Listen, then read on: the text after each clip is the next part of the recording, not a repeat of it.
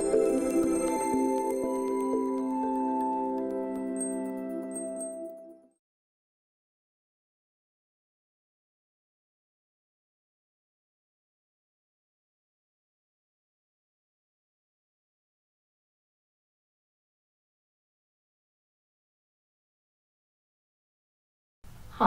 thanks for joining us for this webinar today entitled Video Games and Their Effects on Youth Mental Health.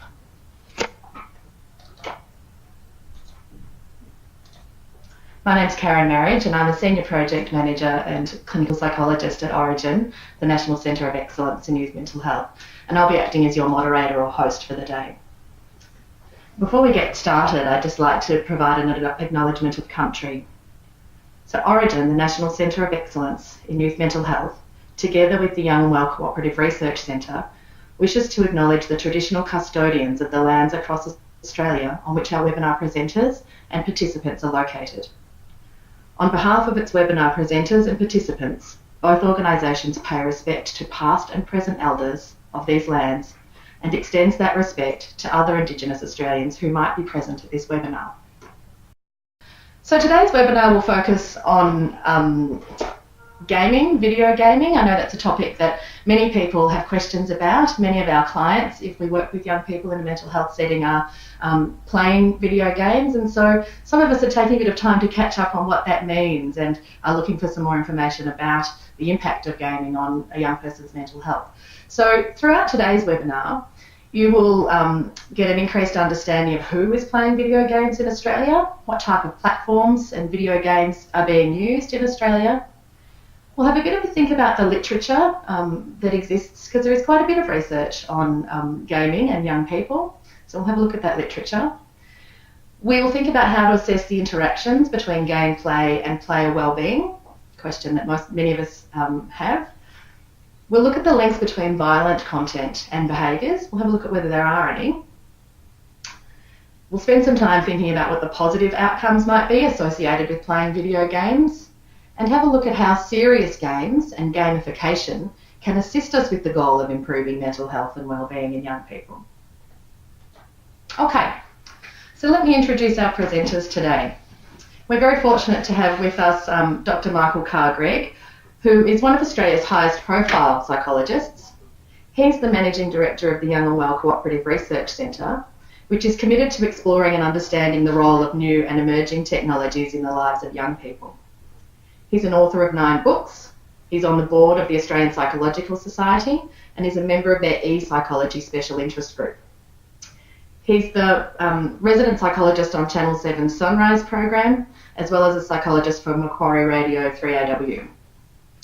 We're also joined today in Queensland by Associate Professor Daniel Johnson, who leads the QUT Games Research and Interaction Design Lab and is an Associate Professor in the Bachelor of Games and Interactive Entertainment.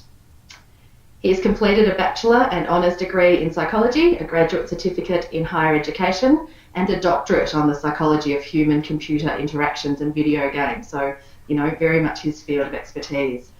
Daniel's also worked in the games industry and for companies such as Next Gen Videos and The Binary Mill. His research interests include motivations for video gameplay, the player experience, and the impact of video games on wellbeing and gamification. So if you have questions throughout this webinar, I think you'll agree that we're in pretty good hands and that the presenters we've got for you today should be able to provide quite an insight into this really growing area of interest in youth mental health. So without further ado, I'm very excited to hand you over to our 2 presenters, Dr. Carr-Gregg and Associate Professor Daniel Johnson. Indeed. I'm thrilled to be part of this webinar. And before I start, can I, on behalf of the Young and Well Cooperative Research Centre, extend my thanks to Karen Marriage and Chris Livermore from Orygen.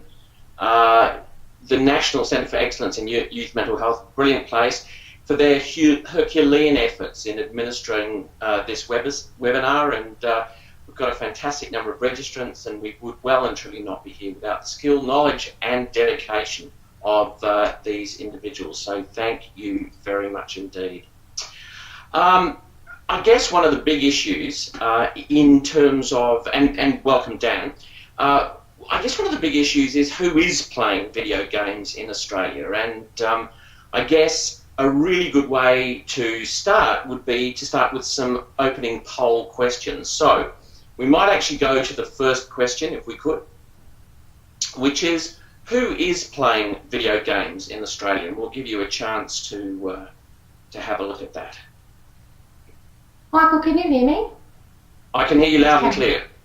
Oh, that's good. We were just having difficulty getting your face up on the screen, but we can see you now. Good, okay. Excellent. Wonderful. Continue. Thank you. Very good. Okay, so the big question is, who is playing video games in Australia? So let's start with some opening poll questions, if we could. And here is the first one. If we could whack that up.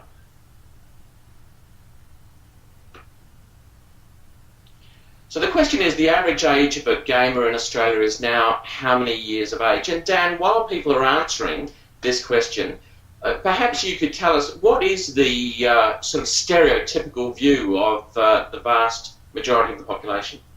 Well, I don't want to give away too much. It'll spoil the fun of the question, I guess, Michael. But I think it's safe to say that people might assume a younger age than...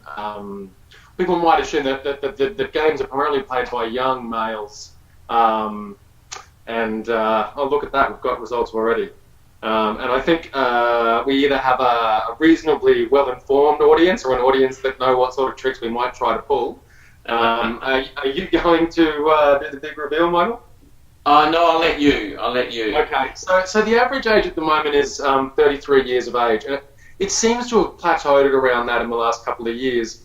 I think what makes that number very interesting is that the difference between the average age of gamers and non-gamers is about I think it's either 1.5 or 2 years. So there's really not much difference in the profile of gamers and non-gamers in terms of age, and it's narrowing, and quite a few people think that any distinction will disappear in the next little while. So do you have any explanation for us as to why there is this misconception?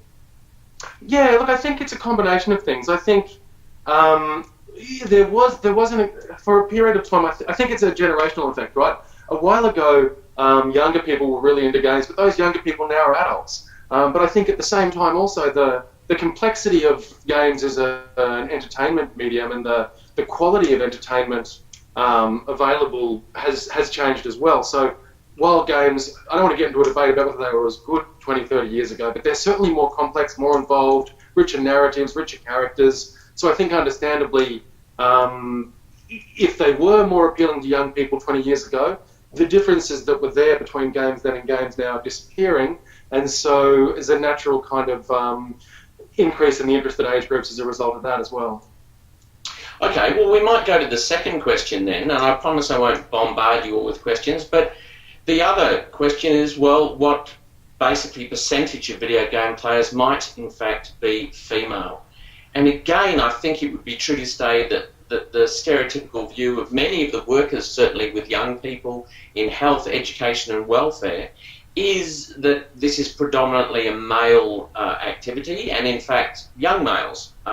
So again, we already have discovered that the average age of gamers is 33, which is quite extraordinary.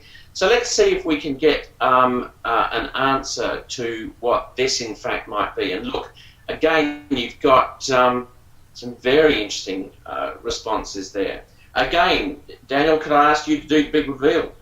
Yeah, of course, and our audience are onto it. So it is 47% percentage of video game players are female, and I think I'll preempt a question that might come up later otherwise, but the definition, like the question becomes now, well, if it's 47% female, it's almost, half, and it is 33 years of age, what are we defining as a game? And for these figures, it doesn't matter what device you play on, it doesn't matter what kind of game you play on, so anything from Candy Crush Saga to Call of Duty counts as a game for these figures. So, but perhaps the main point here is that, it is not a male-dominated hobby, as it's often assumed. And another really interesting point about that, if we go to the next slide, is that the proportion of female video game players, while it has increased over time, it seems now to have plateaued. Is there any explanation as to why that might be? Yeah, I don't know. There's, I could give you a couple of hours of rambling thoughts on gender in video games, but I promise I won't. There's a lot of interesting thoughts around, is it the way that females are represented in games that puts some females off? Is it the style of play that exists in some games? And is it a social construct, a hangover from, girls do these sort of things at their leisure time and boys do these sort of things at their leisure time that are keeping those figures slightly disparate? Maybe a combination of all three. But very close to equal, as we say. Wonderful. Are you able to show us your slides from your end? Can I show you the slides? Are they not coming up? No, they're not. Okay. So basically, what we've learned is that Australia may, in fact, well be a sunburnt country, but it's also a land of sweeping games. We know that video games captivate their audiences, with more than 68% of Australians playing these video games. We know from the poll that the average age of a gamer is now 33. That interestingly, 78% of gamers again are 18 years or older, and again comes back to Dan's very good point of what is a game. 39% of those aged 65 and over play games, and Dan, it would be true to say that there is a growing number of people in the older age category beginning to play these games. Yeah, that's absolutely right. And I think that, again, it's a bit like what we were talking about before. There's two effects going on. People who played games when they're young keep playing into adulthood and into older age. And I think the other thing that's happening is parents and grandparents are finding that through younger people, if they weren't gamers already, then they're being invited to try this or play a bit of Wii U tennis, or maybe they're being, asking what are you doing on your iPad, and a lot of connections happening that way too. So again, I think two forces. And then of course there's also just people being interested in playing games because of their entertainment value as well. Sure. And that point about families playing together, 98% of homes with children, according to this Bond University IGEA study, which was done last year, 98% of homes now have a device for playing video games, and this has increased over time. Is there any explanation as to why the number of homes with this equipment have increased? Look, I think, while I think of it, I'll say thanks very much to Bond and Jeff Brand for doing this awesome survey every 2 years. It gives us great figures to look at and chat about. I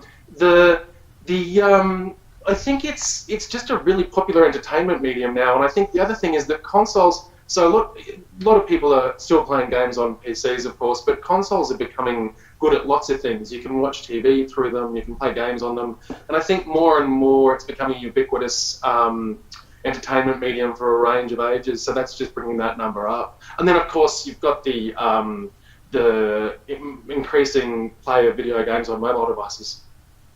Yeah, okay, so clearly with 6 in 10 Aussies playing video games and dedicating plenty of time to this kind of interactive media, it seems very opportune for Orygen and the CRC to recognise that workers with young people in health, education and welfare need to acknowledge that video gaming is in fact a popular entertainment medium. It's used now by people of all ages, and the fact is, I think there has been a bit of a prejudice around video games and video game players, and I think it's really important that we play a role in making sure that we dispel some of those views. And here we can see the map of the graph of householders with games over time, and for all of the reasons that Dan has talked about, you can see that increasingly it's an important part of their world. So there is, of course, an industry behind this. Can you tell us a little bit about this industry, Dan? Yeah, I mean, it's an expanding industry. In Australia, we've seen some of the larger studios that were here disappear, and I won't go into those details unless someone's particularly interested. But worldwide, it's increasing steadily. It's becoming a more and more digital industry. A lot of the brick and mortar stuff is shifting to online sales. And again, through the rise of smartphones and the like. The other thing that's going on is I think the industry is expanding into other areas. You know, certainly in my field and others who work in the field, well, more and more often we're contacted by banks or museums about how they can sort of either leverage gamification or bring certain elements of gamification into their work. So that the industry is certainly expanding dramatically, and I guess whether that's a cause for concern is something that we're exploring today. Yeah, and I've found some new figures since we made this slide, and that is that an organisation called New Zoo has predicted that at the current pace of growth, global revenues for video games will exceed $107 billion by next year. And these increasing game revenues, particularly in Asia, and the continuing success of mobile gaming seem to be the main drivers of this growth. That research also revealed that China's 23% growth just this year in games revenue could in fact put it ahead of America for the very first time. The Chinese market is in fact predicted to come in at about 22.2 billion compared to America, who spend about 20 billion. So it is a big industry, and it's time that we started taking note of it. So let's now turn to the issue of what the literature says around the impacts of video games on young people. Now, the truth is that you and I both know that amongst certainly psychologists, there are mixed views on this. And I can remember being interviewed about this many years ago, before there was a lot of literature, and this is the way it panned out for me. I thought that if your only window on the world was video games and that you did nothing else, then clearly that couldn't necessarily be very, very good for you. But in fact, Dan, you and your colleagues, Professor Christian Jones, Laura Scholes, and Michelle Calder-Karras, did a comprehensive review of the literature.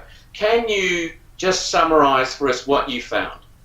Yeah, sure. I mean, we, in that review, were particularly focused on finding out what are the possible positives, or what are the positives that there are evidence for, because a lot of people had been focusing on the negatives for quite some time. And there was a gap in sort of gathering the evidence around the positive connections.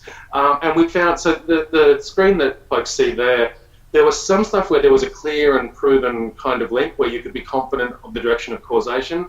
And that was around the idea that, playing, and of course, there are qualifiers we'll get to about not all games are good for all people at every age. But by and large, assuming certain qualifiers around age appropriateness and amount of time, playing games has clearly been shown to improve your sense of vitality, improvements in mood, evidence of self-acceptance, feeling more confident, you're good at the game, but feeling that you're good at something that's hard to do. The freedom to enjoy the game, and the freedom to enjoy the game in which you want to enjoy the game. And the one that we keep finding more and more evidence for is relatedness and social connectedness. It just keeps coming up stronger and stronger, and I suspect we'll probably get to that a little bit more as we go. The ones on the right there, these are ones where at the time of the report there was evidence for a connection, but the direction of causation wasn't clear. So there's an association with things like self-esteem, optimism and resilience, with healthy relationships and social connections and functioning. And so the issue there is, okay, is the game creating social connections and functioning, or is it when you have better social connections and functioning, you're more likely to play the game? As I say, at the time of the report, we were calling that an association. More and more, we're seeing evidence that it's both. So the game helps you meet people, you make strong connections through playing the game, but then also having a strong social group. So it's a iterative kind of cycle there. That's probably as much summary as what I'm guessing. No, I've got you there. It's all right. Okay. Sorry. Yeah. There was some weird glitch in the line. So in order to produce this report, your group actually reviewed over 200 papers, and that's how you managed to map these relevant connections and associations, correct? That's exactly right, yeah. Yeah. Okay. So let's have a look at some of these specific studies. Can you just take us through them? Yeah, sure. I think that the highlights here are just different things that we found, some of them that we found surprising or reassuring perhaps. This first one was a study by Durkin and Barber. I think it appears again later. But basically, they looked at school-age participants, and they found that there was higher levels of family closeness, less risk-free friendship networks, and better attachment to school amongst players than non-players. And I'm not sure if I'm preempting a future slide here in CG, so forgive me if I do. But as we go through these, there's a larger pattern of what you might call an inverted U shape. So I'll go through these specifically, but the larger pattern for people to keep in mind is what often pops up is you see moderate players showing better outcomes than either non-players or excessive players. So no play at all, too much play, both associated with worse outcomes than an appropriate amount of play. And of course, in due course, we'll get to that million-dollar question. The next study there was to do with body mass index or academic grade point average. There was a study a long time ago that suggested some negative links with GPA and body mass, but once you control for the relevant kind of other possible predictors, that seems to keep disappearing in most of the studies that we see now. Also, there's really clear evidence. In this third study, they used everything from, I've forgotten the name, for when you test saliva for stress hormones, for cortisol, some really nice subjective measures, a whole bunch of objective and subjective measures, and they found that there was just, unsurprising to those of us that play, really clear relaxation and stress reduction for people who are playing video games. And that's across a range of studies. And then the final study there, and again, we don't know the causation for this final study, this is just an association here, but the boys who didn't play any video games had a higher risk of emotional disturbance than children who were using games for emotional regulation. That is, helping them relax, forget problems, or feel less lonely. Now, we don't know the causation, but either way, it's an interesting finding, and certainly not what many people would assume. So what's really interesting for me when I read the report is that the overall picture is, you've turned on its head the overall picture that playing video games makes us as human beings socially isolated, aggressive, and lazy. And instead, what you are saying, and what now seems to be the consensus of research opinion, is that playing these video games, in the majority of cases, actually contribute to three different aspects of young people's well-being. They're emotional, they're social, and psychological. Have I got that right? You have. Consensus and majority are key words there. So the consensus, or the debated consensus, for the majority of young people and the vast majority of adults, we're seeing positive outcomes. There are a small group that is seeing not as positive outcomes, and I think we'll probably get to that in due course today. Let me know if you want me to tee off on it now. But for the vast majority of people playing, 100% agree with what you said. Good. So we might actually go to the next slide. Let's talk about the translation of social benefits. Take us through this. Okay, so this is a real area of interest for us and for others. If you're getting, a lot of the cases we're talking about, there's evidence that young people are making connections in these games. So how does that translate to real world benefits, right? So if I'm getting social connectedness through playing World of Warcraft or StarCraft, do any benefits stop at that point? So we've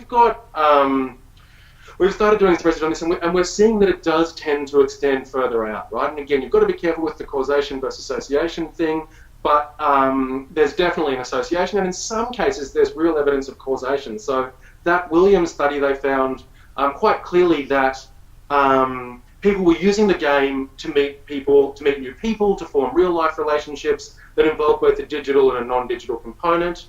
There's a really nice study, that last one by Colin Griffith, where some of the people playing the games were talking about discussing more sensitive issues with their online gaming friends than some of their real-life friends. And this is always a bit of a contentious kind of finding. You could look at that one of two ways. But the way that I see it is that these people are having a real, true friendship in the game, that they can discuss these sort of issues. And I don't think it's the case that they are ignoring. I think they're using the opportunity to talk with these people they're close with about stuff that they might not otherwise have anyone to talk to, which is ultimately beneficial. Sure. And if we go to the next slide, talk us through this. Sure. So this is, I think this is pretty much some of our own work, and this is really, and along with many others, and based on self-determination theory, who a lot of folks may already be familiar with, but the short version is that your basic need satisfaction in life for any activity that's good for you and that you're motivated to do for its own sake, we generally find that those sort of activities, think about your favourite hobby, whether it's golf or reading or card playing or video games, what you commonly see is a strong sense of competence from the activity, a sense of autonomy, freedom to do the activity and freedom within the activity, and feelings of relatedness. And when we do an activity that involves these three things, what we see happen is an increase in well-being for people. And it's an activity you want to repeat doing. So what we found is that the elements of self-determination theory show up time and time again in why people play video games. And when we did an hours of play study, like what predicts how much time people spend playing, it was those sorts of things. So we saw competence, autonomy, relatedness, and also quite often the ability to play with others. And then another more recent study was specifically looked at well-being with a quite commonly used measure, the mental health continuum. And we found that the things that most predicted well-being in that study, and there are certain, I wouldn't say this would apply to everyone in every situation, given any study is limited in some ways, but basically clear links between playing offline with friends, regardless of who you're playing with, the experience of relatedness, and regardless of who you're playing with, the experience of flow, all led to higher levels of well-being. And hours of play in that sample did not relate to well-being. So we didn't see that more play was negative or more play was positive. After we accounted for everything else, hours of play didn't matter. What mattered was who you were playing with and the experience you had while playing in terms of informing your well-being. Now, go ahead. One of the issues that comes up clinically all the time is when parents say to you, my kid just seems to spend all day playing video games. Is there an answer to how much is too much and what is a reasonable amount of time for young people to play, particularly during the holidays and particularly during school time? Yeah, so, you and I both, I think, have sort of centered on this idea of a balanced media diet, right? So, and a balanced diet of media within everything else. So I'll start with, I'm always looking to start with a specific number because there's so many qualifiers, but I think if we talked about nothing else, I think between 1 and 3 hours a day has been, and come to the lower end if you're younger, I think, has been shown not to be associated with any negative outcomes. But then I think, other things come into play. Is it school holidays? Then, if it's not interfering with other areas of your life, I think that makes a big difference. So starting from that figure and then with a whole bunch of qualifiers, which I think we're going to get to as we go along. Do you want me to sort of get into them now? Yeah, no, go for it. Yeah, so I think that the other really big thing to think about is the type of play obsessive or harmonious? So an offshoot of the self-determination theory outside of video games is that part of what's going on is, are you playing harmoniously or obsessively? And this is almost so self-evident as to be, hardly worth saying, but we weren't saying it and we weren't thinking about it, so we do need to flag it, right? So if I'm playing games and it's in harmony with my family, it's not causing tension with other members of the family, it's not stopping me from getting enough homework done, and I'm not doing, books and TV and games to the exclusion of any kind of physical activity, then I've probably got a harmonious pattern of engagement. And basically, the simple version of harmonious engagement is playing because you want to play in balance with other activities. If it becomes obsessive, where you're playing because you feel like you have to play and you become kind of, you're driven in sort of an obsessed way, then of course it's going to be out of balance with other activities and we're going to see a negative outcome. So there's some really powerful studies that show that if you allow for whether the passion that's exhibited is obsessive or harmonious, then hours of play doesn't predict anything. What predicts the well-being and other related outcomes is whether it's a harmonious or obsessive engagement. So the rough guide is 1 to 3 hours, but the real question is it a harmonious or obsessive engagement? And we have lots of ideas about how parents might try and work that out too. Yeah, and you basically have talked about this curvilinear relationship. Yeah, there's another great study since this one showing the same thing. Chris Chabulski at the Oxford Internet Institute did a great study last year with young people, but exactly the same thing that we see here. Moderate play, better outcomes than no play or excessive play.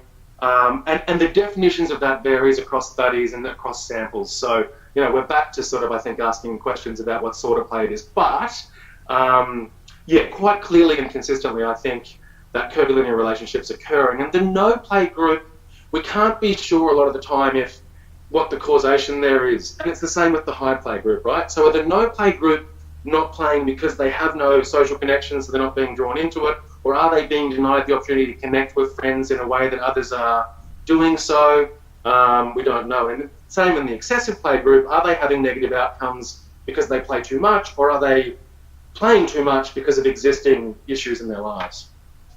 So as a clinician working with young people, obviously you're going to have to start asking some questions about the video game playing as an activity, and to try and distinguish between what is a harmonious passion and something which is obsessive. So if my client tells me that they're playing because they feel that playing this particular game is personally important, it's freely chosen, it's in harmony with all the other aspects of their lives, that's actually a really important thing to ascertain, as opposed to the obsessive passion, which is where, as you said, the young person feels compelled or driven, and perhaps that engagement of that activity leads to conflict with other facets of one's life, correct?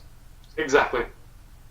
You need to make that distinction. Okay, so that's something that you can do by asking specific questions about this game playing. And you and I, some time ago, collaborated. We put together a group of questions around that. Do you just want to talk a little bit about that?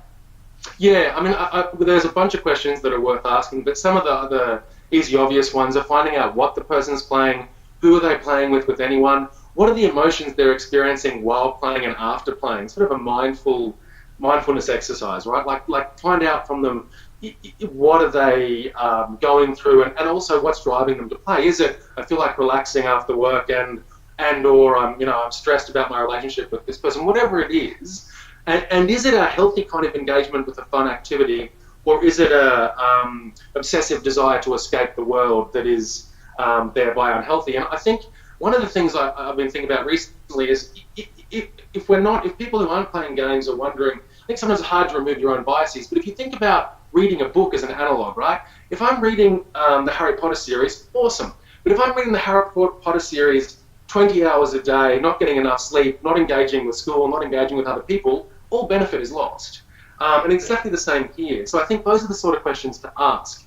And also asking the person, how do others perceive their gaming? Because if they don't have insight, then learning, then getting the feedback, well, mum and dad are worried, but there's a distinction between they're worried I'm playing too much because the media told them games are bad, and they're annoyed because I never help around the house and I don't talk to anyone. So I think that's another sort of useful way in.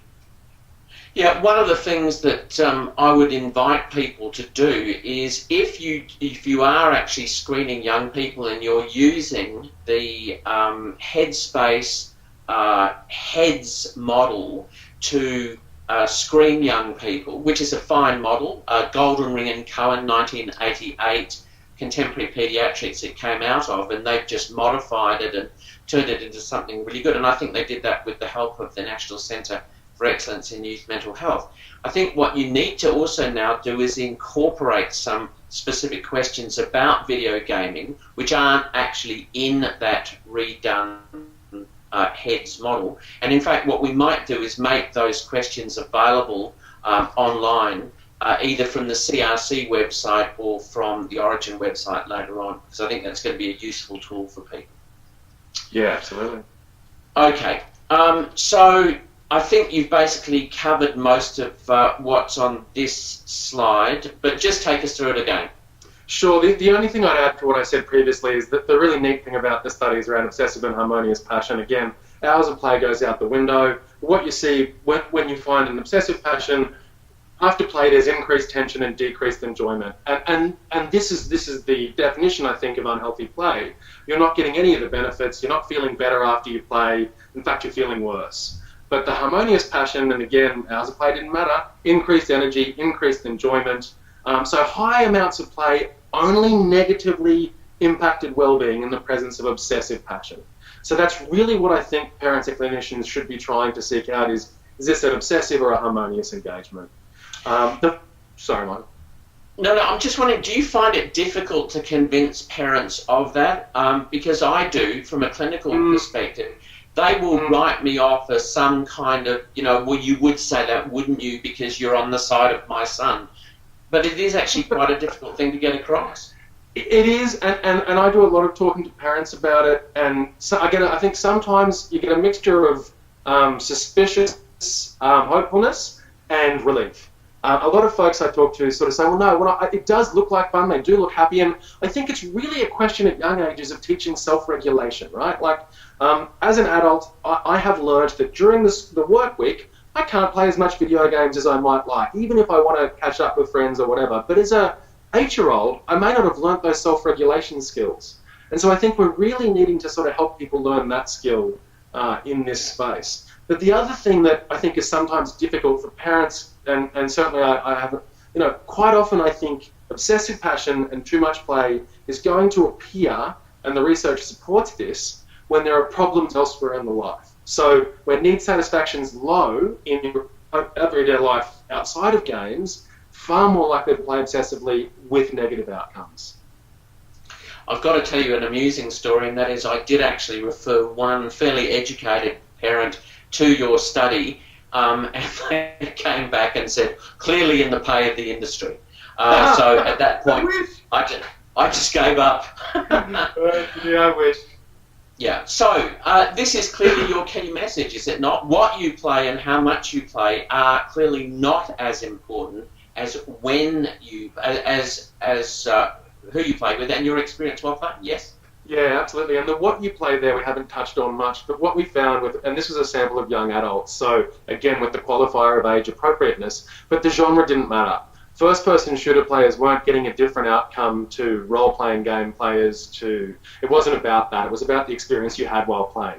But, of course, you should not be giving young people age and appropriate media in any form.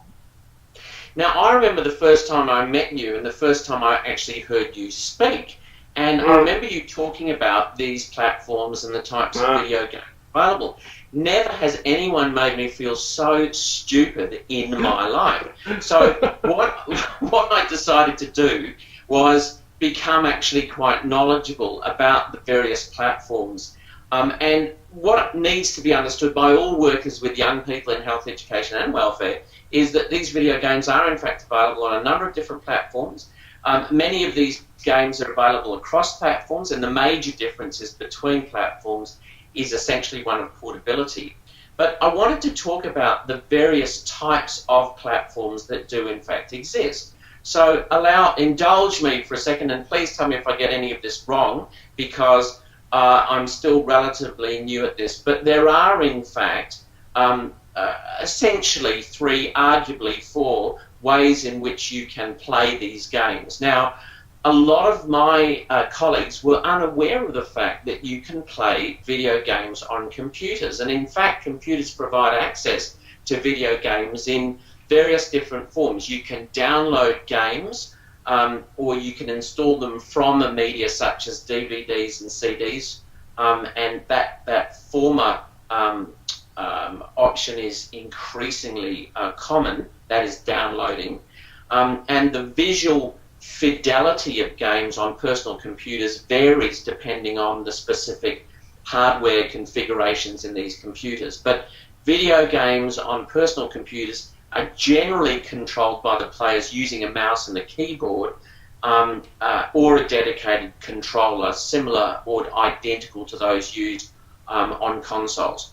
By far and away the most common form of gaming for my clientele, and I'm be interested, Dan, to know whether or not this is across the board, are the use of consoles. And my home in particular, we've got these consoles. They're essentially hardware that's dedicated just to video game play. So while a computer can be used for a variety of tasks, these consoles historically are used only to play video games. This distinction has become a little less clear in recent years as many of these functions available on computers have become available on consoles. So you can watch YouTube or Netflix and browser windows, etc. They're generally, the key distinction, of course, between personal computers and consoles is, generally speaking, they're less expensive than computers. They're almost always controlled using dedicated controllers, like the one you can see in the middle of the screen. And the current generation of video game consoles, the classic ones, are Microsoft Xbox One, Sony PlayStation 4, and Nintendo Wii U, and I have the latter. Just as a matter of interest, which one do you use most, my friend? At the moment, I would say PlayStation 4 is my that's your most go. common. Yeah. Okay, and lastly we have the handhelds. They're essentially very small portable consoles. The hardware, essentially they are hardware dedicated like the consoles to playing games, but increasingly include other functionality like access to the internet, media viewing, and the most popular ones in my client group tend to be Sony PlayStation Vita and the Nintendo 3DS. Now, the reason I said arguably for platforms is, of course, we do have modern smartphones and tablets because they are also increasingly a common way to play video games. And one of the things that I see a lot, particularly when I'm out and about, is parents using their mobile phones and their tablets as essentially electronic babysitters. And there's something about me as a psychologist that's not happy with that. Am I being pathetic, Dan? Never, my friend. I think I do it with my godson. Plenty of my friends' parents do it. I don't think it's necessary. If it's a choice between staring into space at a restaurant while the adults talk about boring adult stuff, or knocking out some levels of Angry Birds, I don't think there's a problem. I think, though, in the same way that, Sesame Street 24 hours a day, or 16 hours a day is lost all benefit, then 16 hours of Angry Birds a day is going to do the same thing. So I think everything in moderation, and then an understanding that at different times you may have school holidays. I think everyone wants to play a little bit more. That's completely understandable. So yeah, I don't think in itself it's a reason to panic, but I think you would want to use common sense in terms of how often and how much. See, the parenting person in me says that it's actually really important for young people to learn how to pay attention at a restaurant to what adults are saying and how to contribute. And I'm just wondering whether or not, and again, dare I say moral panic, because we'll talk about that later, is this a moral panic on my behalf that we're going to have a generation of young people who just are incapable of engaging in adult conversation? Yeah, no, I think you raise a really good point, and certainly with my godson and his sister, we annoy them very much by making them talk. We do just that. They have to engage. We want to hear how they've been going, and they have, and swim in the pool till it's dark, and then once it's dark, and we're now talking about stuff that really is boring, and we've asked our boring questions of you, how's school, etc.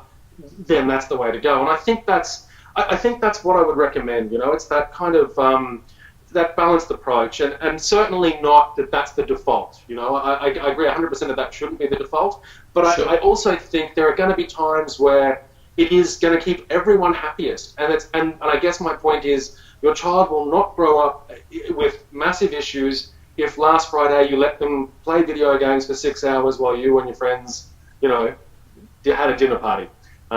It's not the world going to will look not like end. that. That's right. Yeah.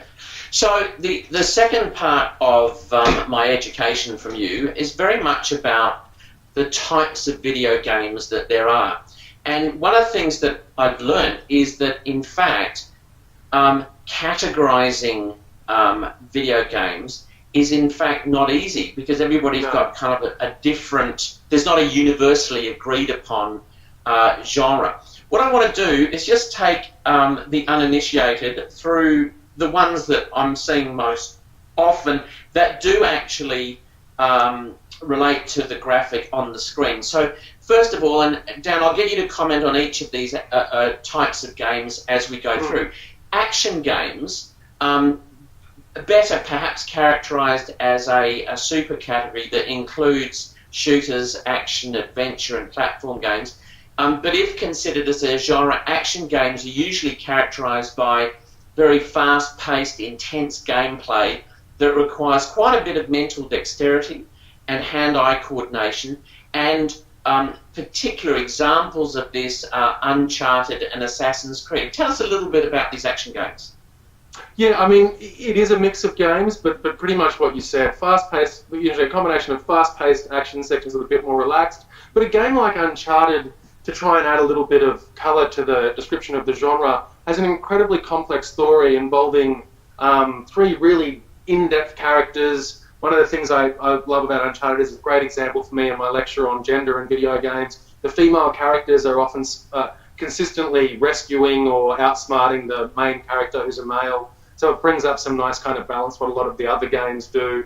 But by and large, these games are, the majority of the gameplay sections are fast-paced, and it does include first-person shooters that are always a topic of discussion in this space, where you are potentially aiming and shooting a weapon.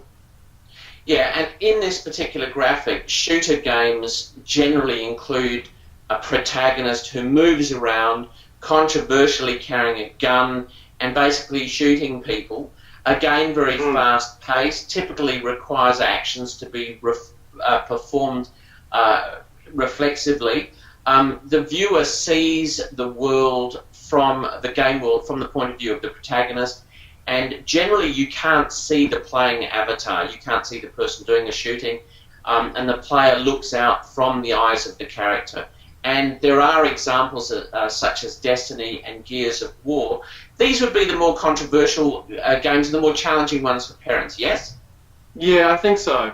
And I think it's, the best example I can give is shooters include a game like Splatoon on Wii U, where you shoot colourful paints to colour the world, and they include Gears of War, where you shoot and chainsaw aliens.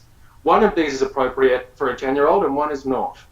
Yeah, the blood splatter is getting more sophisticated as we go, and some of my clients talk to me about how they love the arterial spray.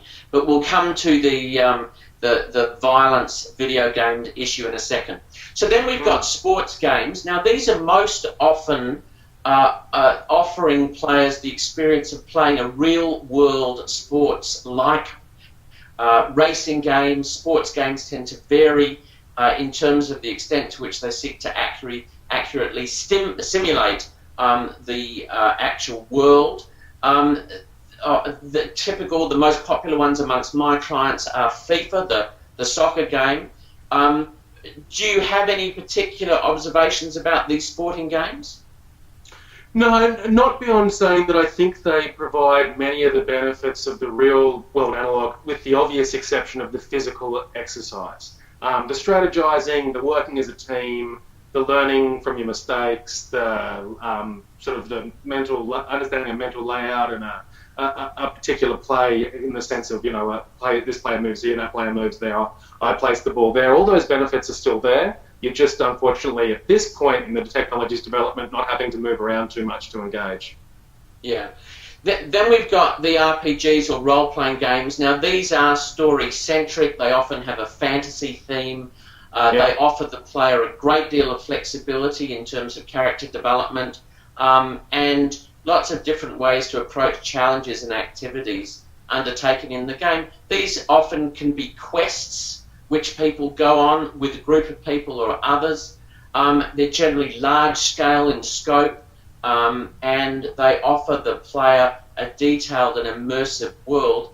Can you tell us about some of these games? Yeah, I mean, these are games that we commonly consider to provide narrative immersion more than the other two possibilities of tactical immersion and strategic immersion. But these are more often about drawing you into the story, engaging you with the characters. They're usually single-player. There's a sub-genre or a separate genre, which is the massively multiplayer online role-playing game that brings together a lot of people. But they're usually more about engaging with a rich story and the characters they're in. and very, very strategic, some of these games. Now the last three are basically platform games, racing games, and adventure games. Platform games always amaze me. Super Mario Brothers all is an example. It originated with two-dimensional games that required the protagonist to basically run and jump between parts of the environment while avoiding sort of enemies and objects and falling into gaps themselves. I find them incredibly boring, but obviously I'm in the minority. Yeah, I mean, the platformer, without getting too nerdy for people, has sort of changed a lot over time, and a true platformer is hard to find these days. So I think in some ways the more complex versions of platformers have replaced platformers altogether, and platformers, but you generally don't get a platform without some RPG elements or some action in there, and that's where the whole question about genre in games becomes quite tricky. Sure. Okay, so here's a big question for you. How do you assess the interactions between game player and the well-being of these players? That's my question to you. Yeah, right. So in a research sense, Michael? Like Yes. how we approach it? Yeah, okay. Oh, no, I understand the question now. So I think what we recommend people look at is not to worry too much about genre per se, to consider more within genre certain styles of play exist, right? And a lot of the time this is about whether you're playing with other people is one of the key issues. So we talk about player versus environment games, and that's where you and I, or just me, are playing against the game, per se. We're playing against what the creators of the game have built for me to interact with. In contrast, a player versus player game, so if I'm defeating enemies in a player versus environment game, those enemies are artificial intelligence controlled. They're built by the game developers. In contrast, if I'm playing against in a PvP game, then the people that I'm in conflict with or are being controlled by other people. So I'm working with others, against others, or I'm working on my own against others. So a really good example is, in fact, Defense of the Ancients, correct? In terms of player versus environment. Yeah, and this is one that I think clinicians and parents will most recognise as being a potential issue, MOBA games. And we've done a bunch of research on these in recent times because of their A, massive popularity, and B, the amount of concern around them. And I think the next thing we'll talk about after this, if I am preempting properly, is quite informative. But basically, it's interestingly. So within that though, so within that, there's two ways a MOBA can go. I think the MOBA example is a little bit tricky there, but Destiny's probably a better example if you'll allow me to hijack the slide. Yeah, sure. In a game like Destiny, you and I and four of our good friends will get together, and we together will take on the game environment. So we get involved in an incredibly complex, and I will resist waxing lyrical on how good the raids in Destiny are, but we get involved in incredibly complex tasks that might take us 2 or 3 hours to complete. And the level of teamwork and collaboration required is really quite mind-blowing. Yeah, but it's us against the game. And then we've got the player versus player. Just talk us through these ones. Yeah, so again in Destiny, same game, different sub-part of it. Rather than doing a raid where the 6 of us play against the game, the 6 of us might compete against another team of 6, or the 6 of us might compete against each other. So it really is a question of the conflict is a word with many meanings, but in the same way that there's conflict in a sport game, conflict in that sense, the conflict is either against the game itself or against other people in the game. Okay, important distinctions. Now, there are other features of the games which are pertinent when you're considering their impact. Tell me about these save points and the pauses. I think this is the key issue that we're seeing come up more and more at the moment, right? If I'm playing a game on my own and mum yells out, "Hey, did you get the clothes off the line?" I can pause the game. If it's a PvE game, I'm playing against the environment, I can pause the game, get the clothes in, come back, no problem, no harm done. I've also probably saved my progress 5 minutes ago, no problems. If I'm doing a Destiny raid, which is still PvE, but I'm working with 5 other people, and we're 2.5 hours into the raid, and we're just up to the final part, and we've been trying it for 30 minutes, my leaving at that moment might result in censure from the other 5 people playing, a lot of pressure to stay involved. We're seeing that more and more as the MOBA games. You can't save in a MOBA game. You and I go in as a team of 5 against another team of 5. It's ranked play in the sense that what happens is recorded ever more on the leaderboards, and I may take that more or less seriously depending on how much I love League of Legends or Dota or whichever MOBA I'm playing, Heroes of the Storm. But I can't pause and I can't save. So our progress in the game only results in something if I stay involved, and that's where we're most often hearing about tension between players and those around them in their lives, because they can't do those things and step away. Well, they can, rather, but at the cost of displeasure from the other players and potentially at the cost of losing the effort that's been put in, if you see what I'm saying. Yeah, and this can become a really big issue within families, particularly if you've got a family where there's a clear expectation that at a particular time a particular task is to be performed, or whether or not there's a persistent issue around I'm constantly asking a kid to do something and they never do it. So how do we get around this from a clinical point of view? Yeah, for me, in terms of, I'll start with what I would advise parents to do.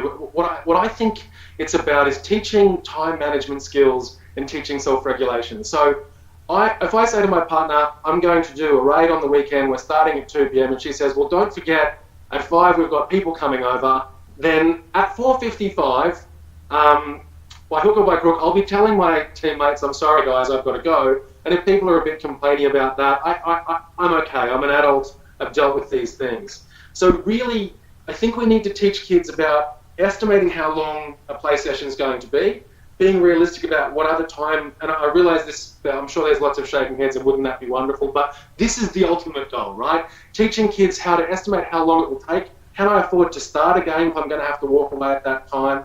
And teaching them about how to respond to the peer pressure to stay on when perhaps it's just you've run out of time and you misestimated how long it would take. Those sort of skills are really important. That's the first half of it. I don't know whether you want to comment on that. No, I think that's spot on.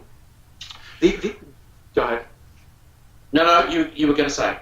Well, I think the other potentially complex thing is I'm hesitant to say this too much, but I think more of the problems we see these days where unhealthy play is occurring might be happening around MOBA games. I haven't got good figures on that yet. It's just a suspicion I have, because I think they're a little easier they might be a little easier to overinvest in than other genres. I don't want to say more than that till I've got research to back it up. And I certainly don't think that it's the case that all MOBA players are having an unhealthy engagement. In fact, heaps of them are enjoying what I think is one of the richest, most complex kinds of games available out there. But we're hearing more often, I hear about problems with obsessive engagement with MOBAs than other games. And I can't back that up yet, but I think there might be something happening. Is there research ongoing to give us an answer to that question? Absolutely. Yeah, we're working hard on it. And the reason I'm so hesitant to talk about it is, it could be that those with an obsessive play style are more drawn to certain types of games. There could be personality effects. There could be geographic effects. So it's really early days. But I think with MOBA games, understanding is the player getting into it because they've got an amazingly rich social connection, they love the collaboration and the competition, or are there other less healthy reasons for it? And our own research has initially shown that for the vast majority of players, what's happening is a real response to the teamwork and competition. But I think there's a smaller of the small percentage having an unhealthy interaction. I think they might be proportionately larger. Of the small percentage of people who are having an unhealthy engagement with games, I think there might be a larger representation of MOBA players than other genres in that small proportion. Have I butchered that sufficiently to confuse everyone? No. I think it's a matter of watch this space. So now we come to the sort of the real chestnut in this debate, and that is whether or not there are any links between violent video games and, of course, violent behaviours. So we look at the Columbine High School shootings in Littleton, and the media speculation, particularly around the link there. And in fact, when you look at this case, and I have quite carefully, there was no link established between Dylan Klebold and Eric Harris, really. And the fact is that when you investigate this connection, it doesn't really stack up very much at all. And in fact, there is quite a bit of media, I think, misinformation. If I could give you an example of this, I don't know whether this is going to work, but we'll see.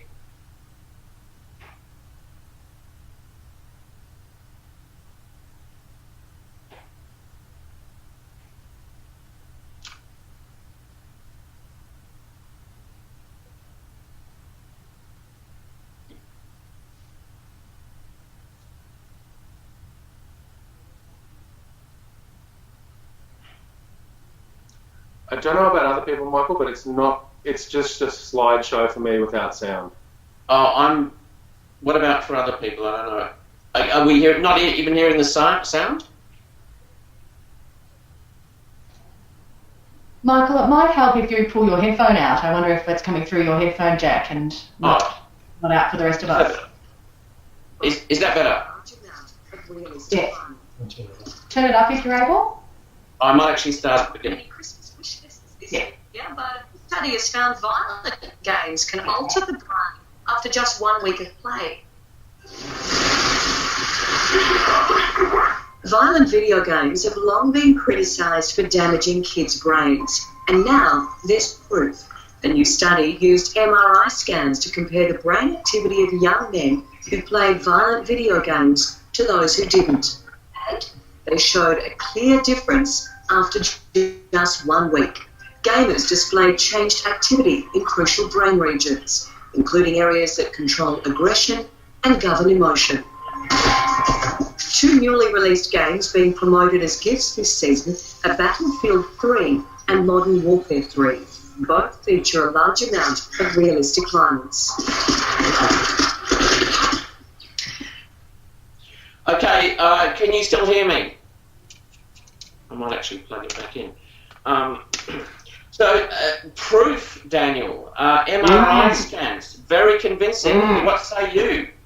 I think we should all stay away from video games indefinitely. The world is going to end. Look, there's a few studies out, and look, we're doing some of these studies too. Where right now we've done some with EEG. We're about to start with functional near infrared, and if anyone out there wants to donate some time and an fMRI to our group, we're ready. They're quite expensive to use.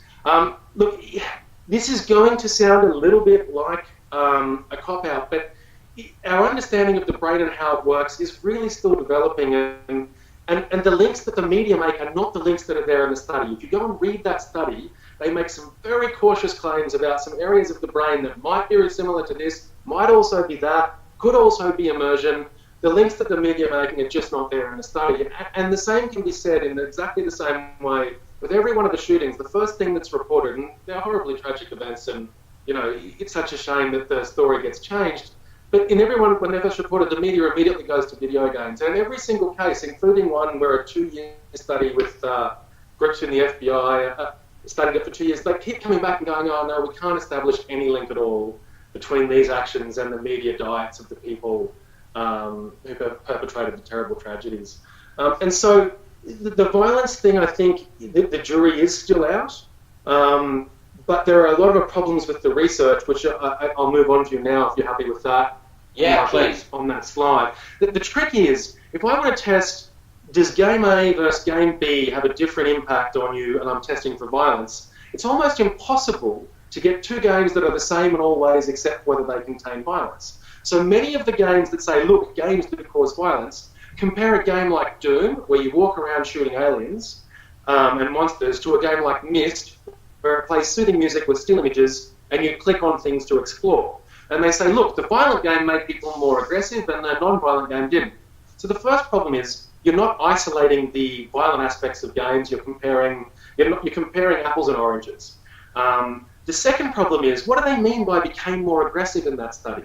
And a lot of the time it's things like, would you allocate more points to the other person or less points to the other person in a follow-up task? Or would you pick up a pencil for them in a situation that follows the study? Or quite commonly, would you blast white noise at them if they fail a task afterwards? And it's really, and quite understandably, I'm not saying this makes the research wrong, it just makes it really difficult to say the changes we're seeing in the study are predictive of whether you would commit a real-life violent act. And for understandable reasons, there's no ethical clearance available for a study that actually checks whether games make you more physically violent. So there's a real problem with trying to agree on what counts, what would make a good measure of aggression, and to agree on how much that aggression would, the aggression measure we take in the study would apply in real life. But what I can tell you is if you take everyone's points of view, and there's some very passionate proponents for the damaging aspects of games, as well as some very passionate, far more impressive scientists than me arguing against it, and when you take all of their points of view and you combine them, what you're left with is, depending on who you believe, there's either a 1.5% or a 3 to 4% increase in non-pathological aggression amongst players. So it's not that 4% more kids become violent. It's not that 4% kids commit violent acts. There's non-pathological measures of aggression, things like blasting white noise or being competitive, is the worst case scenario anyone's been able to come up with. And take from that what you will. Yeah, so the argument I hear most often, particularly in the media, is that if a kid is playing Grand Theft Auto 5, for example, that they're going to run around assaulting prostitutes, shooting people, particularly police. Clearly, there would be no police if that would be the case, because there are an awful lot of people playing this game. Yeah, it's a real problem, and there's a few complexities there. One, if you play that game, it's up to you how you play that game, and the game does not encourage you to do those acts at all. But if you make a game that's completely open world where you can do whatever you want, you can do whatever you want. But yeah, those links haven't been established, and of course those games shouldn't be played by young people. Which brings us to, let's just go through it. I won't play all these videos, but you put up this slide with the first time I saw you speak, and I thought it was such a good one. Take us through it. Yeah, so this is not. There's no proof from these slides that we're going to look at now that video games don't cause violence, but I think it's a really informative thing to look back over time and see what have been the things we've thought might be the major cause of violence. So this first one was a criminologist who was quite confident asserting that 85% of juvenile crime can be traced directly or indirectly to motion pictures. They show you how the crimes could be committed. I don't know what else you've got here, but this is my favourite one. Novel reading. The great vices of our age, particularly fiction books, Michael. Keep your kids away from fiction books because they will cause the end of all. So and these are not. There's plenty of these quotes. I have about 40 or 50 of them. There's another great one. I'm not sure if you have it here about chess. How chess teaches you to be people and be a thief and that sort of thing. So there's always been concerns about new forms of media and the influence they have on us. And it's whipped up, is it not, by the media? Yeah. And the news media in particular. And they do seem to have a particular thing about video games. And I think this is very, very significant because I think parents tend to read this stuff and they watch the TV programs which don't give accurate information. And I think that's very much what we're up against now. Even the American Psychological Association issued a resolution on violence in video games in 2005 about the fact that 73% of the perpetrators in these video games go unpunished. That was extraordinary. Have you seen that before?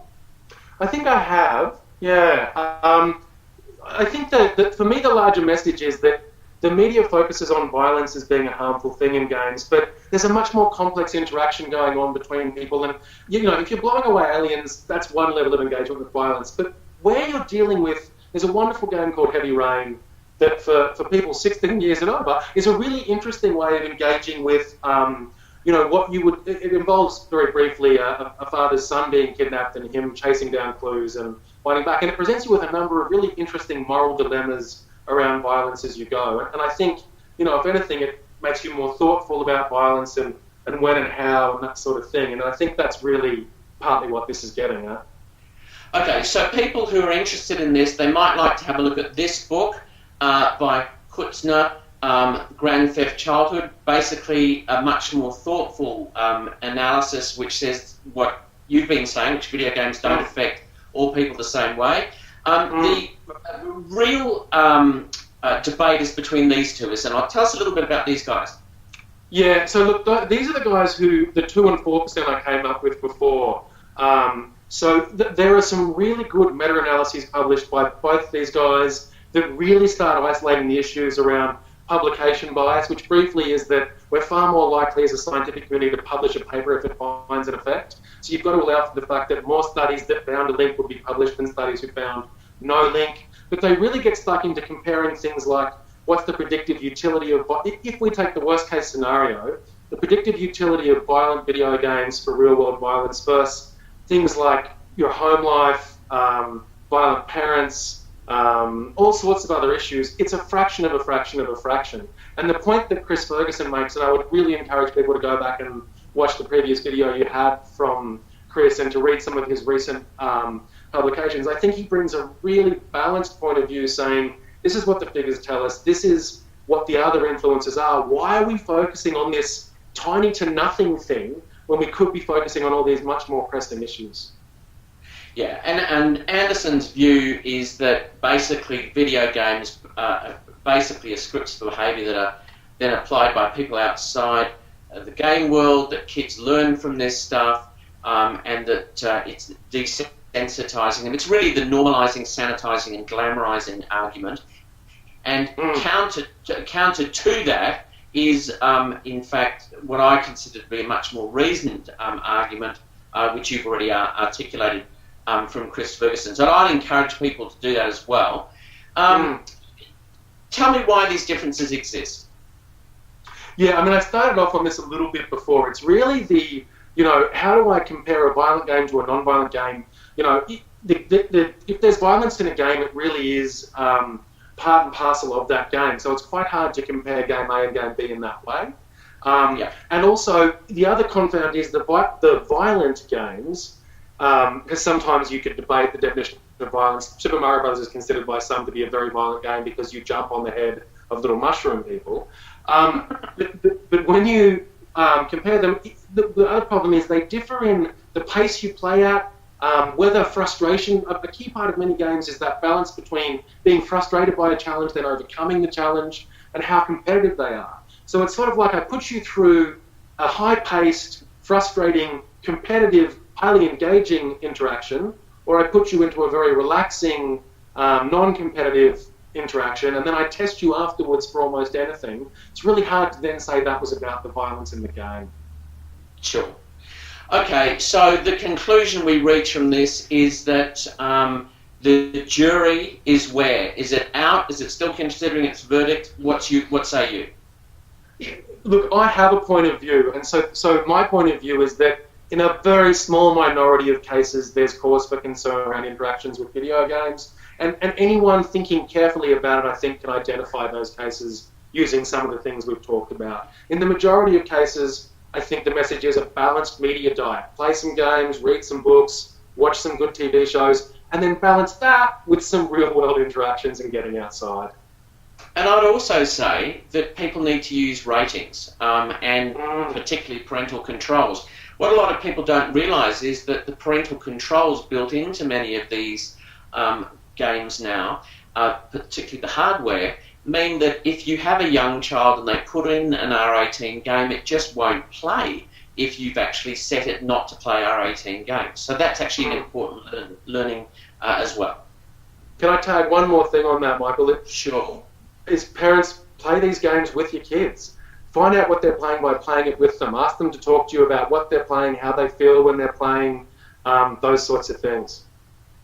So why do people play these violent games? This was a study by the British Board of Film Classification that looked at... Do you want to talk us through this? Yeah, I mean, this was a study. They just were trying to find out what the motivation is. So looking at those sort of questions, what attracts them, what impact they think that has on themselves, whether the interactivity is key, because that's one of the key arguments is a violent game more harmful than a violent movie because you interact with it, and how people are playing. And what the research found. So this sort of aligns with a bunch of other stuff, right? So games provide achievement, they're active. So we watch TVs and films, they're passive. I enjoy both these mediums. When I want to kind of sit back in my chair and switch off a bit, I'll watch a great film. If I want to be engaged and challenged and get a sense of achievement, and or if I want to, just this last weekend I spent 2 or 3 hours playing with a good friend. We had 2 consoles set up, we had a couple of beers, we worked together on playing a game together. So it was a way to catch up and interact in the same way that I might have played cards or gone fishing or whatever else. There is, and this is always a touchy one, there's an element of escapism, but that word's tricky, right? I read a book to escape from the real world, I play a game to escape from the real world. The question is, am I escaping too much or am I ignoring issues that remain? But, coming back to the research, it found that people do this to engage in adventure without risk. And this sort of research and other research like it, when you ask people, they're very well informed about the potential influences of violence, but generally, if you can trust what they're saying, they don't feel like it's causing them harm. In fact, what this research said was that most of the gamers weren't seriously concerned about violence in games because they thought that violence on TV and films was far more upsetting and far more real, which I thought was a good point. Yeah. So how concerned do we need to be about the influence of violent video games? I think this really sums it up nicely. Talk to me about this. Yeah, look, at the end of the day, if you look at all the best work from Chris Ferguson and Craig Anderson, the debate goes on, but there's agreement that the impact is small and over a long time frame, and people may decide to worry about that more or less as they prefer. And really, if you're seeing violence and aggression amongst young people, and even if you're seeing it in the context of high levels of play, I would strongly recommend looking for a cause of both, rather than assuming a link between games and aggression. Nice. So I just want to reiterate the importance of parental controls. Really, you can empower a lot of parents by giving them information about this. It's simple as typing in the name of the device and parental controls into Google, and you'll get the information that you need, and I think that's crucial. The other issue, of course, is what was wrong with the research into the effects of video games, and I think you've said a lot of this. From my point of view, good quality research in this area is not all that easy to come by. Is that a fair comment? It is. Yeah. It is. There's some really excellent work out there, and there's some really terrible work out there. And the problem is the terrible work, I think, more often gets a disproportionate share of media attention. Yeah, it sure does. So talk to me about self-regulation. Yeah, I mean, I think we've led into this throughout the presentation, so I'll try and pick up on new stuff as much as I can. But these days, you can play games almost in any situation, right? On the bus, at dinner, at home. And many of the most popular games at the moment, for the reasons we talked about, because they're against other players, and the nature of the way the game mechanics is set up, you can't pause and step away without implications for your own performance and your teammates. So really, I think what we need to help young people understand is those skills we've been talking about, right? When should I play? If dinner's at 6 and I finish my homework at 5:30 and the average game of LOL takes an hour, then it's not a good time to kick off a match. Sure. And I think it's really about teaching them to think about that, how much, when, and also what else could I be doing at that time? If Saturday morning we can go to the beach and Saturday afternoon everyone's going to be at home, then let's play Saturday afternoon, not Saturday morning. And also, and this is one that I've engaged with personally with young people around me, is teaching them to learn how to take a break. So as an adult, I know when I start getting a bit annoyed at the game, it's become more challenging than fun. Put the controller down, walk away for a couple hours. I think with young people that can be hard to judge when that moment has come, and teaching them those things: when to play, how much time you got, and how to take a break. So thank you. The other big question, of course, is around addiction to video games. Yeah. Tell us what DSM-5 has done. Well, this is a really annoying thing for me. People keep telling me, well, now it's in the DSM-5. No, it's not. They didn't find enough evidence to put it in the DSM-5, so they decided to look at it further. That said, I do think we will come up with some understanding of how a small group of people are becoming addicted to digital media and how we need to engage with that. I just don't think we're there yet. And in fact, there is some evidence, is there not, of stuff that predicts the development of pathological gaming? Yeah, and so for all the things we've said, I guess it's important that I make it clear. I'm not denying that pathological gaming exists. It absolutely does. Just as really healthy engagement with games exists, really unhealthy engagement of games can exist. And it seems like it's in a very small number of cases. And it seems to be, well, and this is tricky, at the time gaming was found as a predictor, but not in the true sense of a predictor, right? It's risk factor. If you're playing a lot, there's a higher chance than that it's pathological engagement with games. But whether that's the cause is hard to say. I think it's more it's just a good warning sign that something's going on. It's really more about, your psychological impulsivity, your ability to regulate emotions, and how socially competent you are.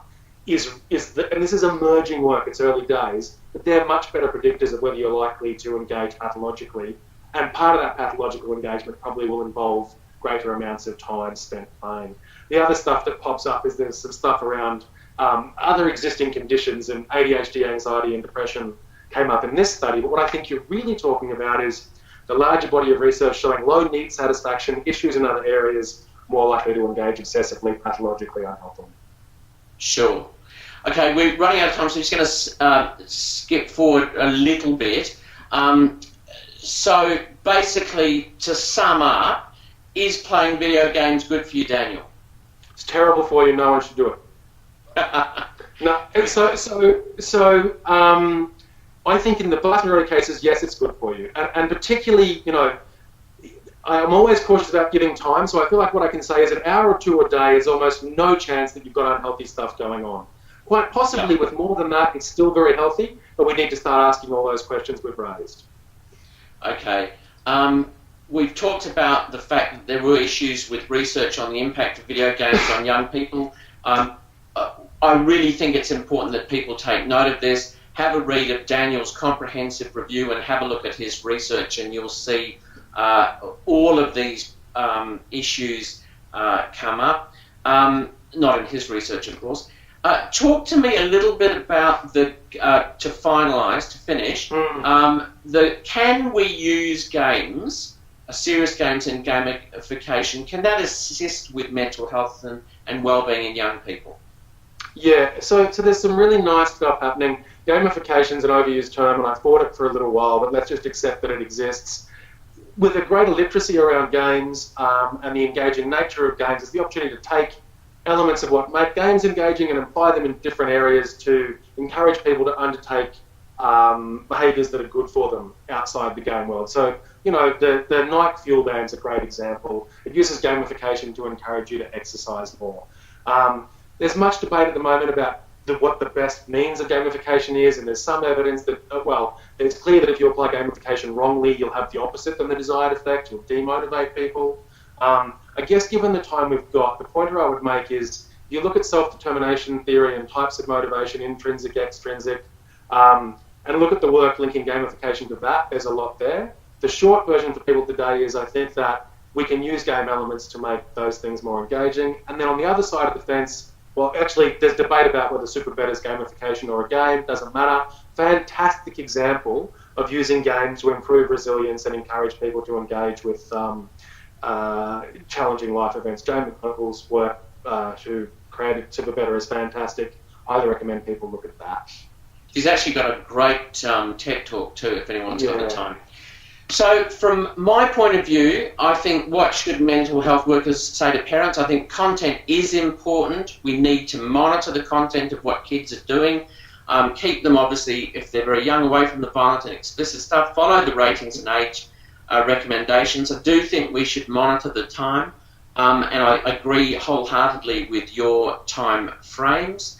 I do think we need balance, hence the importance of physical activity, and to get that vitamin D, to oxygenate the brain, they do need to run around.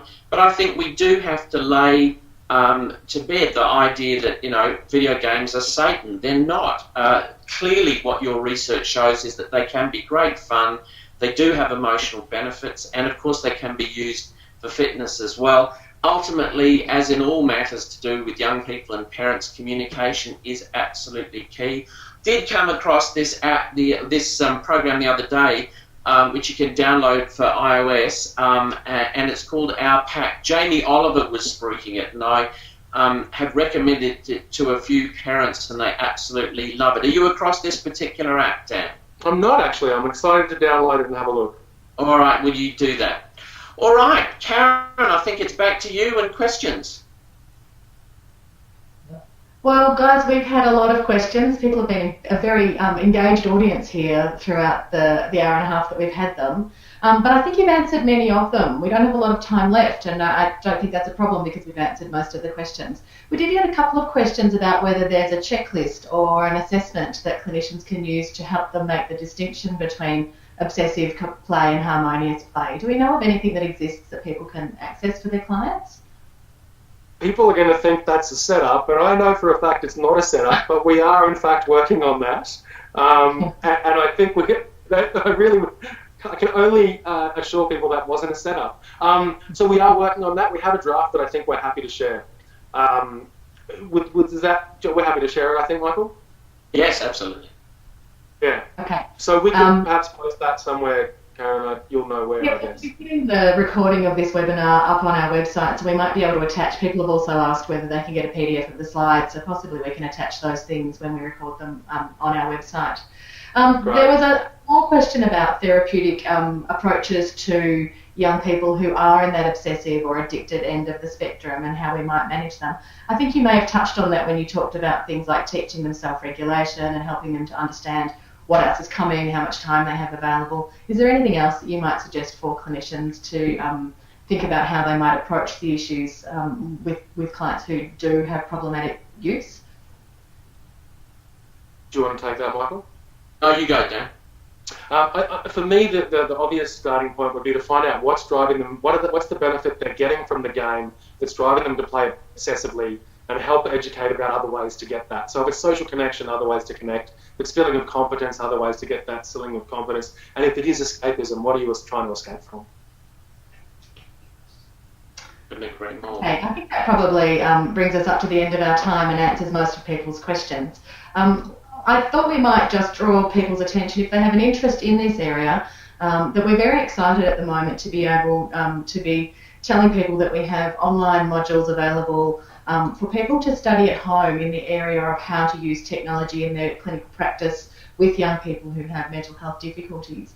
So if that's an area of your professional practice that you are wanting to learn more about, people may find some benefit in going and having a look at those modules on either the Young and Well Cooperative Research Centre website or on the Orygen website. And also that we have some other webinars coming up that they can hear about on the Orygen website.